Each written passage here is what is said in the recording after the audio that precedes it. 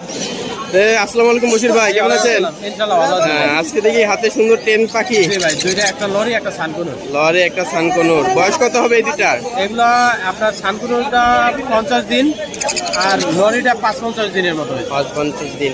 Price কিরকম যাচ্ছেন? Price হলো ভাই যেটাই নিবে 15,000 পার পিস। 15,000 per piece. চ্যানেলের পক্ষে কম নাই কিছু?